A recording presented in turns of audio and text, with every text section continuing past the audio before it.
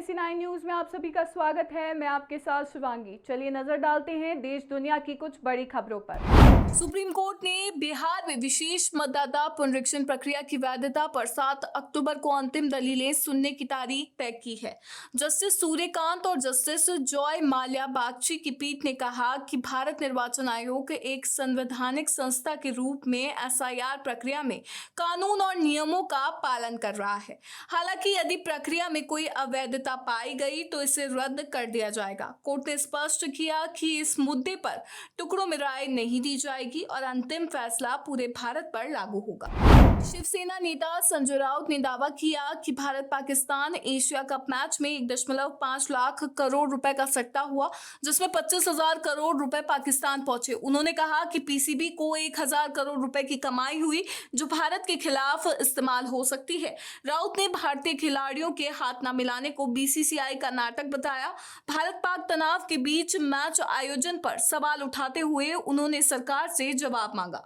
राजस्थान विधानसभा में CCTV कैमरों को लेकर कांग्रेस की महिला विधायकों ने सोमवार को प्रेस कॉन्फ्रेंस कर विधानसभा अध्यक्ष पर नीचता के हनन का आरोप लगाया।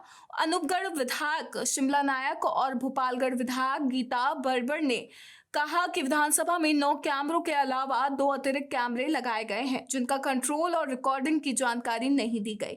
नायक ने शिक्षा मंत्री मदन दिलावर पर भी महिलाओं के खिलाफ टिप्पणी का आरोप लगाया और रिकॉर्डिंग दिखाने की मांग की। बड़बड़ ने कहा कि अतिरिक्त कैमरों का एक्सेस विधानसभा अध्यक्ष के पास है और ये महिला विधायकों की सीटों के ठीक ऊपर है, जो नीचता का उल्लंघन है। कांग्रेस इस मुद्दे पर नेता प्रतिपक्ष टीकाराम जूली के नेतृत्व में संघर्ष करेगी।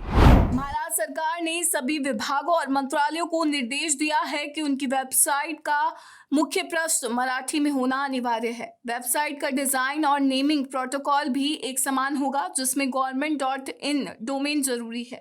अंग्रेजी में जानकारी का विकल्प रहेगा। ये फैसला साइबर धोखाधड़ी रोकने और एक रूपता सुनिश्चित करने के लिए लिया गया है। सभी वेबसाइटों पर मुख्यमंत्री, उप मुख्यमंत्रियों, राज्यपाल के नाम और नागरिक सेवाओं के लिंक होंगे। सरकार बेहतरीन प्रदर्शन वाले मंत्रालयों को पुरस्कृत करेगी, जिसका मूल्यांकन भारत की गुणवत्ता परिषद करेगी। 2 अक्टूबर को मुंबई में मुख्यमंत्री देवेंद्र फडणवीस शीर्ष 3 विभागों को सम्मानित करेंगे। गुजरात हाईकोर्ट को सोमवार सुबह ईमेल के जरिए बम की धमकी मिली, जिसमें कोर्ट परिसर में RDX होने का दावा किया गया। पुलिस डॉग स्क्वाड और बम डिटेक्शन स्क्वाड ने सरखेज गांधीनगर हाईवे पर स्थित कोर्ट की सभी इमारतों, चैम्बरों और वाहनों की गहन जांच की, लेकिन कोई संदिग्ध वस्तु नहीं मिली। ये इस साल जून के बाद गुजरात हाईकोर्ट को मिली तीसरी बम की धमकी है। इससे पहले 12 सितंबर को दिल्ली और बॉम्बे हाईकोर्ट को भी ऐसी धमकियां मिली थी, जो जांच में झूठी पाई गई थी। सुप्रीम कोर्ट ने देश भर के पुलिस थानों में CCTV कैमरों के ठीक से काम न करने पर गंभीर चिंता जताई। इसे निगरानी की कमी बताई। जस्टिस विक्रम नाथ और जस्टिस संदीप मेहता की पीठ ने कहा कि बिना मानवीय हस्तक्षेप वाला कंट्रोल रूम बनाया जाए, जहां कैमरों की फीड पहुंचे और बंद होने पर तुरंत अलर्ट मिले। कोर्ट ने स्वतंत्र एजेंसी से थानों का निरीक्षण और IIT की मदद से AI आधारित सॉफ्टवेयर विकसित करने का सुझाव दिया। 2020 के आदेश का पालन न करने पर CBI, ED और NIA की खिंचाई की गई। हिरासत में मौतों, खासकर राजस्थान में 11 मामलों पर चिंता जताते हुए कोर्ट ने कहा कि CCTV केवल दिखावे के लिए नहीं, बल्कि मानवाधिकार सुरक्षा के लिए कार्यात्मक होने चाहिए। अंतिम आदेश 26 सितंबर को आएगा।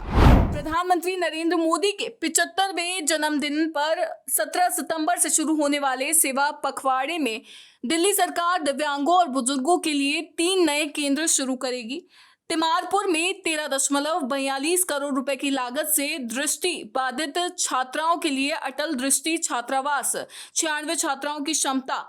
नरेला में 40.60 करोड़ रुपए से अटल आशा गृह, 220 बौद्धिक दिव्यांगों के लिए, और पश्चिम बिहार में 10.64 करोड़ रुपए से सावित्रीबाई फूले वरिष्ठ नागरिक गृह, 96 बुजुर्गों के लिए बनाए गए हैं। ये केंद्र चिकित्सा, भोजन, शिक्षा और मनोरंजन की सुविधाएं देंगे। केंद्रीय गृह मंत्री अमित शाह त्यागराज स्टेडियम से इनका उद्घाटन करेंगे। सेवा पखवाड़े में 75 योजनाएं शुरू होंगी, जो 2 अक्टूबर तक चलेगी।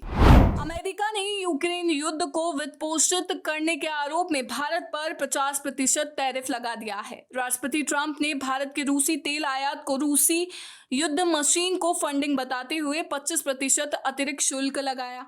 अमेरिका G7 देशों पर भी दबाव बना रहा है कि वे भारत के सामान पर भारी टैरिफ लगाएं। रूस ने भारत के अड़िग रुख की सराहना की और कहा कि दोनों देशों के संबंध समय की कसौटी पर खरे उतरे हैं। रूसी विदेश मंत्रालय ने चेतावनी दी कि संबंध तोड़ने की हर कोशिश विफल होगी। मॉस्को ने भारत रूस साझेदारी को संप्रभुता और राष्ट्रीय हितों पर आधारित बताया, जो नागरिक सैन्य उत्पादन, अंतरिक्ष, परमाणु ऊर्जा और तेल अन्वेषण में मजबूत हैं। रूस ने नई भुगतान प्रणालियों, राष्ट्रीय मुद्राओं के उपयोग और वैकल्पिक मार्गों पर सहयोग बढ़ाने पर जोर दिया।